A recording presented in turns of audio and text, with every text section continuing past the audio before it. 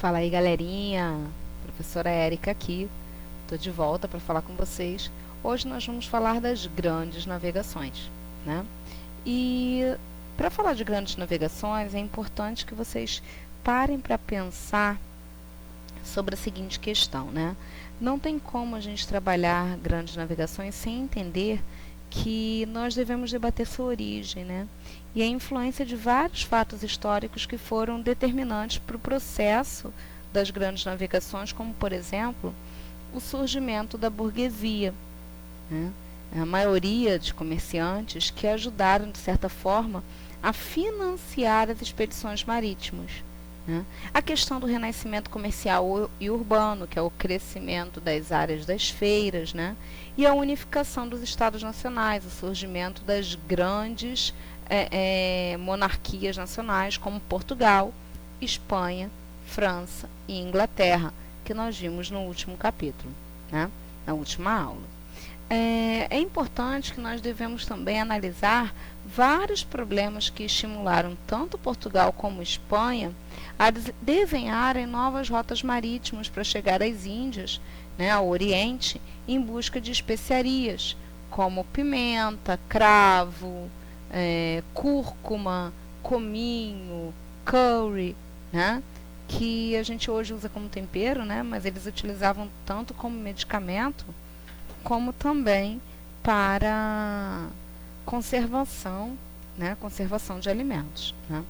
E chegando até o Oriente em busca dessas especiarias, eles iriam seguir posteriormente rotas em direção ao continente novo, né, ao continente americano, à procura de metais preciosos, como ouro e prata, a fim de acumular riquezas e criar o chamado metalismo, né? Para a historiografia da atualidade, ou seja, para o estudo de história hoje em dia, o processo que a gente chama de globalização, que todo mundo já ouviu falar, começa, né, teve seu início lá com as grandes navegações, a partir do século XV, né? As grandes navegações eram estruturadas por grandes cidades como Gênova e Veneza, que controlavam o mar Mediterrâneo como única rota comercial até aquele momento. E isso força outras nações a procurarem novas rotas comerciais, tá? Isso vai resultar na chegada em outras regiões, como o próprio continente americano.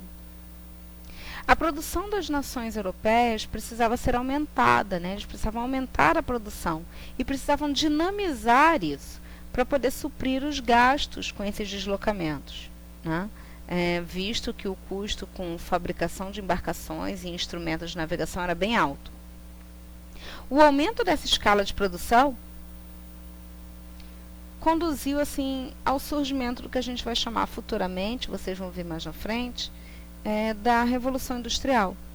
Essa situação vai gerar uma possibilidade de contato com outros povos de culturas diferentes, acelerando, a partir de conhecimentos científicos específicos, uma necessidade de transformar determinados aspectos do mundo que eles viviam, tá? O comércio e as grandes navegações aproximaram de forma ainda mais consistente e rápida as nações, iniciando dessa forma o processo de globalização. Ou seja, gente, a globalização não se dá só agora por conta da internet.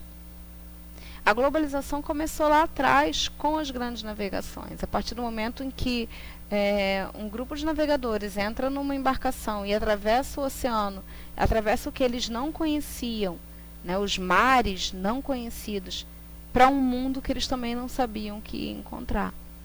Isso é globalização. Por isso que eu inicio com essa imagem antes das grandes navegações, né? Essa tela. As viagens marítimas dos europeus eram limitadas a mares fechados, como o mar Mediterrâneo, que fica entre três continentes, né? Entre a África, a Europa e a Ásia. Se limitavam a navegar pela costa, né? Pela costa continental, não indo muito além da costa. Eles não tinham muitos conhecimentos ou tecnologia náutica para fazer viagens longas pelos grandes oceanos. Até porque eles acreditavam que haviam seres fantásticos fora da Europa, né? Os portugueses, para vocês terem uma ideia, chamavam o Oceano Atlântico de Mar Tenebroso. Existe até um poema chamado Mar, Tenebroso Mar, né? E é interessante porque eles acreditavam em monstros marinhos, serpentes marinhas gigantes, né? E assim, não é uma coisa para a gente rir, debochar, não. Porque era o que eles acreditavam na época. Tudo aquilo que a gente não conhece causa medo, né? Causa estranheza. Imagina que parada sinistra você olhar o mar, aquele negócio enorme, assim, sem saber o que tem ali dentro. É assustador. Então, assim, a gente deve entender o que esses caras pensavam, né? Sabe quando a gente está passando ali pela ponte Rio-Niterói, que a gente olha lá de cima e olha aquele mar assim? O que a gente pensa? O que será que tem ali embaixo? Não é uma parada meio louca? Então, imagina esses caras. E olha que hoje a gente tem conhecimento suficiente. Naquela época eles não sabiam. Então, é de se entender que esses caras realmente vão se assustar com as novidades que eles vão encontrar. Porém, o governo português foi o primeiro a desenvolver tecnologia náutica, tecnologia naval, né? Eles incentivaram alguns estudiosos a pegar informações náuticas de outros povos, como, por exemplo, os fenícios, que vocês viram no sexto ano, gregos, árabes e egípcios, que eram povos que tinham experiência em navegação, mas que, pela passagem do tempo, o conhecimento foi se perdendo. Então, o governo português incentiva a formação de pesquisadores e incentiva a recuperação dessas ideias de náutica. Tá? A partir dessas informações, eles começam a elaborar cartas náuticas mais precisas. Como assim, cartas náuticas? Cartas náuticas, para vocês terem uma ideia, são mapas do oceano. Ficou mais claro assim? São mapas do oceano.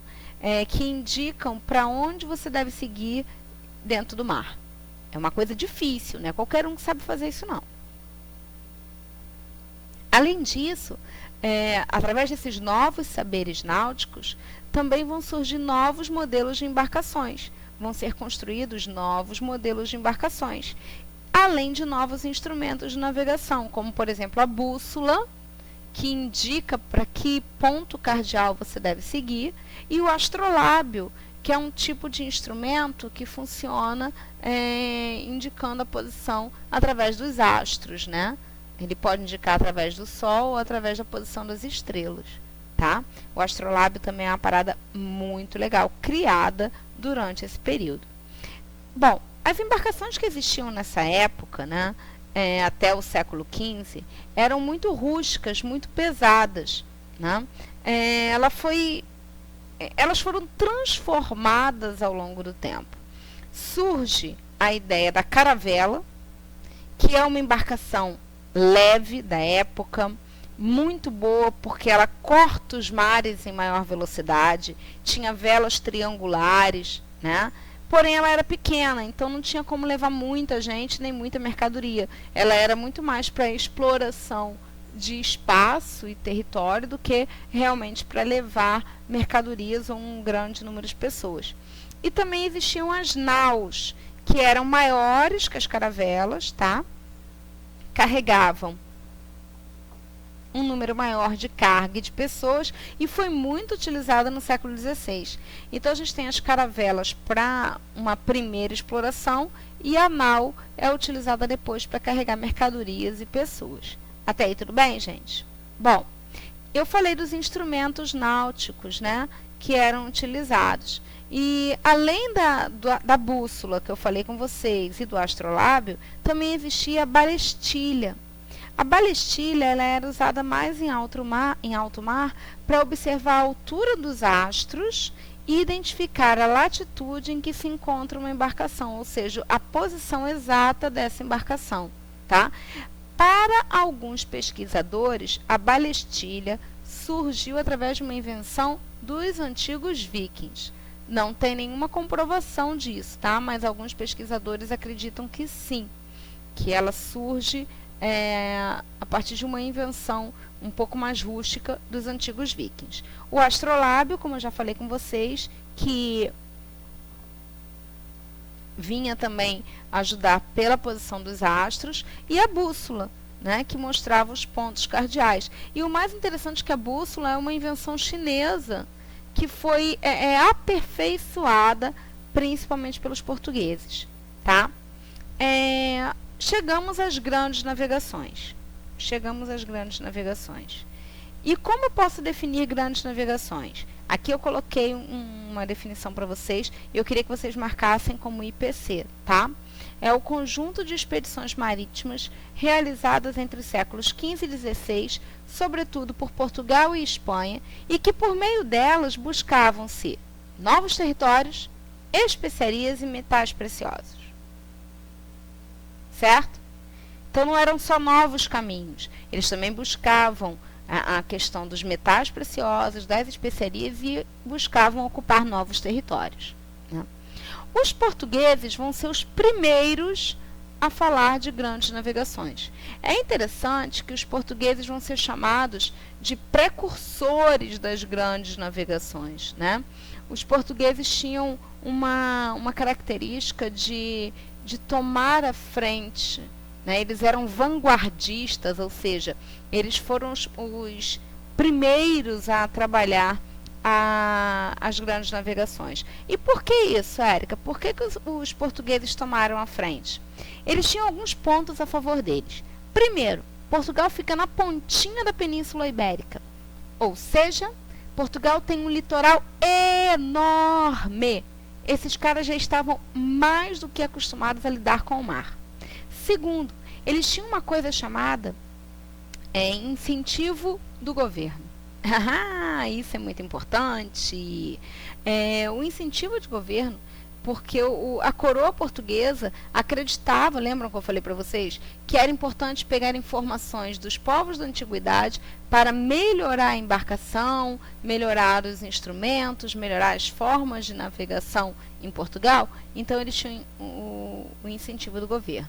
Eles também tinham a chamada Escola de Sagres, que não é uma escola no sentido de prédio, como a gente está acostumado. Escola de Sagres nada mais era que uma corrente de pensamento, ou seja, um grupo de pessoas que pensava sobre as mesmas coisas. Nesse caso, pessoas que gostavam de navegação. Esses caras se reuniam para fazer pesquisas e desenvolver teorias sobre navegação. Por isso, Escola de Sagres, onde você tem grupos de navegadores que vão cada vez mais aprender e ensinar sobre navegações, tá? É interessante que eles ensinavam técnicas de navegação e ensinavam também sobre como usar os aparelhos de auxílio à navegação, né? E isso aí está muito ligado à questão de desenvolvimento tecnológico e científico, tá, gente? A primeira fase da expansão portuguesa vai acontecer com a conquista da cidade de Ceuta, né? E vai terminar com a chegada ao extremo sul da África, tá bom? Isso vai ser a conquista portuguesa da costa atlântica da África. Não é à toa que os portugueses vão ter várias colônias na África, tá? Várias colônias no continente africano, certo? Então, a expansão portuguesa começa efetivamente em 1415, com a conquista da cidade de Ceuta, e termina essa primeira fase com a chegada ao extremo sul da África em 1487, tá? A segunda fase, aí sim vai ser chamada de grandes navegações, que é quando Vasco da Gama, que era um navegador português, embora tenha nome de time de futebol, Vasco da Gama chega às Índias em 1498, tá? Essa ideia das grandes navegações só vai acabar no século XVII, tá? Início do século XVII. Então percebam o quão longo é o período das grandes navegações e o quanto Portugal teve de experiência antes de chegar ao Brasil em 1500. Até aí tudo bem? Tranquilo? Vamos mais adiante. Em 1453, os turcos conquistaram a região de Constantinopla, nós já vimos isso, né? E dominaram a região do Mediterrâneo. e passaram com isso a cobrar pedágio das caravanas de comerciantes. Por isso que os europeus começaram a buscar novos caminhos para chegar ao Oriente. Não foi só porque, eu quero procurar um novo caminho, estou com vontade. Não, não é só isso. É porque os caras estavam pagando pedágio aos turcos otomanos. E já que eles não queriam pagar pedágio, eles começaram a procurar rotas deles mesmos. E outra coisa, gente, sai muito mais barato comprar mercadoria direto do fornecedor do que pegar de um atravessador, não é verdade? Não sai mais barato eu comprar direto com o fabricante? Então era mais ou menos isso que os portugueses fizeram. Aqui nessa imagem, vocês têm as rotas de cada um dos grandes navegadores da época, tá? Dos 3 principais. Aqui está faltando o Américo Vespúcio. Eu gosto de falar muito dele, mas aqui tem 3 importantes. Tem Vasco da Gama, Pedro Álvares Cabral e Cristóvão Colombo. Vasco da Gama é essa rota em vermelho, que você vê que ele sai aqui de Portugal. Ele chega bem pertinho do que seria o Brasil futuramente. Percebem aqui? Bem pertinho. E aqui, quando ele passa por essa área, perto do Trópico de Capricórnio, ele vai fazer uma anotação no seu diário de bordo de que ele viu aves. Aves. E ele anota da seguinte forma: se há aves, há terra. Aves só voam próximo a lugar que tem pouso, que tem área de pouso. Então, se há aves, há terra. Ele fez essa anotação e, posteriormente, passa essa informação para um outro navegador, chamado Pedro Álvares Cabral. A gente já vai chegar lá. Então, ele vem, faz a anotação e continua. Quando ele chega aqui em 1487, ele vai fazer a transição para o outro lado da África, para a parte índica, né, para a parte do Oceano Índico. Isso aqui é o que a gente chama de que ele dobrou o Cabo da Boa Esperança, ou seja, ele ultrapassou a região do Cabo da Boa Esperança. Isso aqui é um feito importantíssimo para a época, tá? Poucos navegadores conseguiram fazer esse caminhar, né, fazer essa leva para as regiões do Oceano Índico na costa africana, até a cidade de Cochin, né, e Calicut, na Índia, no local que a gente conhece hoje como Índia. Além disso, eu tenho Pedro Álvares Cabral em verdinho, que vem aqui tranquilaço, amarradão, e ele pega essa informação com Vasco da Gama de que haviam aves nessa área, entre o Trópico de Capricórnio e a linha do Equador, e ele fala, bom, se há aves, há terra, como o Vasco da Gama disse. E aí ele pensa em procurar essa terra. Então, gente, já cai por terra aquela ideia de que Pedro Álvares Cabral chegou aqui por acaso, tá? A gente vê claramente que não foi por acaso, que ele faz uma... É que toda hora some o cursor, gente.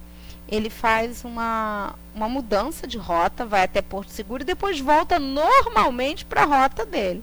Então, falar que isso aqui foi sem querer, eu acho que é uma das grandes falácias da história que a gente já pode começar a derrubar agora, né? E aí, Pedro Álvares Cabral passa a fazer o mesmo caminho de Vasco da Gama. Estão vendo? Ó, em verdinho até Calicut, na Índia. Um outro cara que aparece aqui pra gente é um navegador espanhol chamado Cristóvão Colombo, que em 1492 chega até a região do Caribe, na América Central, onde ele vai realmente descobrir a América, né? Ele achou que tinha chegado nas Índias. Ele achou que tinha chegado nas Índias, tadinho. Ele errou o caminho. Esse errou mesmo. Esse não foi na maldade igual o Cabral, não. Esse aqui foi sem querer. Ele veio até o meio, encontrou as ilhas do Caribe, achou que tinha chegado até a Índia e volta feliz da vida para a Espanha e morreu achando que tinha chegado às Índias. Depois, um outro navegador chamado Américo Vespúcio é que vai falar, opa, peraí, aqui não é o Oriente não, aqui é uma outra parada diferente. E aí eles vão dar o nome do novo continente América, por causa de Américo Vespúcio. O que eu acho uma grande maldade, né? Porque quem descobriu foi o Colombo, né? Em 1492. Até aqui, tudo bem, meus amores? Então, vamos adiante. Principais consequências das grandes navegações, né? Principais consequências que nós temos aí em relação às grandes navegações. A primeira delas é o contato entre povos de diferentes continentes. O que eu falei para vocês vai gerar uma globalização, uma troca cultural muito grande.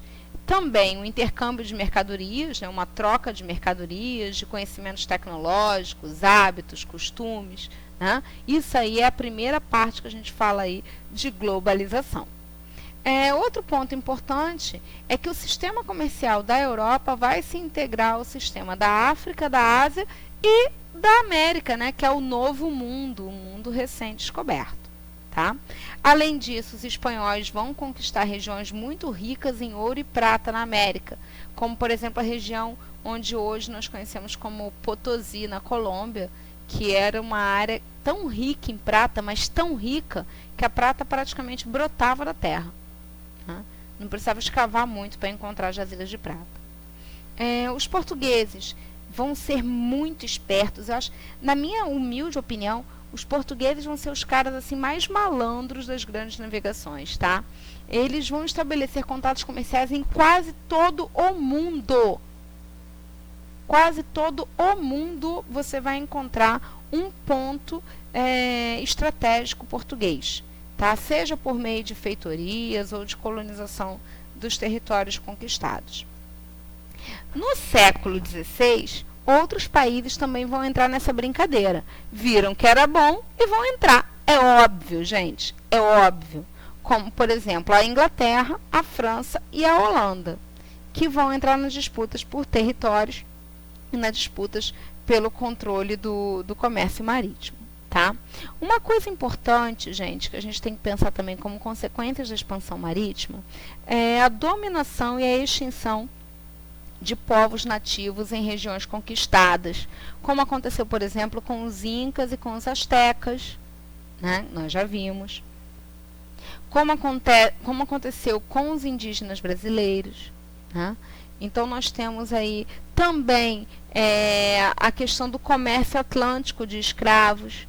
Né? O comércio atlântico de escravos, gente, para vocês terem uma ideia, teve uma média de 12 milhões de nativos africanos levados em forma de escravos, não só para o continente americano e europeu, mas também para o continente asiático. Tá? Esse processo já existia, a escravidão sempre existiu no mundo. Sempre. A escravidão sempre existiu no mundo inteiro. Mas ela existia por fatores como guerras. Ah, você perdeu a guerra, passa a ser meu escravo. Dívidas. Você está me devendo, vai trabalhar para mim até pagar sua dívida. Né? A famosa escravidão por dívida da antiguidade. Então, a escravidão sempre existiu. Porém, uma escravidão por questão étnica, por cor de pele, por questão de entre aspas, raça, que eu detesto esse termo, mas uma questão étnica, só vai acontecer depois das grandes navegações. Então, são consequências muito dolorosas. Tá? Até aí, tudo bem? Outro ponto importante é que a partir daí vai surgir o que a gente chama de revolução comercial, tá? Que é o movimento de grana, de comércio, a partir do momento que você tem exploração colonial, né? A economia das grandes metrópoles, que são os países que exploravam, como Portugal, Espanha, França, Inglaterra, vai crescer de uma maneira absurda, né? A burguesia vai crescer muito, que a burguesia é que vai bancar as expedições marítimas, e passa a existir uma coisa chamada metalismo, que é o acúmulo de metais preciosos, como, por exemplo, o ouro e a prata. É nessa brincadeira aí que a gente está vendo que vai surgir o ideal mercantilista. Né? É importante lembrar que o mercantilismo é um modelo econômico baseado num conjunto de ideias e práticas para acumulação de metais, como o ouro e a prata, ou seja, metalismo, para a criação de uma balança comercial favorável, ou seja, em que o volume de exportações seja maior que o de importações, certo? Ou seja, gente, se eu exporto mais, se eu vendo mais do que compro, eu tenho lucro, não é assim? Se eu tenho uma loja e vendo mais do que eu compro, eu tenho lucro, né? Agora, se eu compro mais do que eu vendo, eu vou ter prejuízo. Então, a balança comercial favorável é quando eu vendo mais do que eu compro, tá? Além disso, o mercantilismo também é caracterizado pelo protecionismo econômico.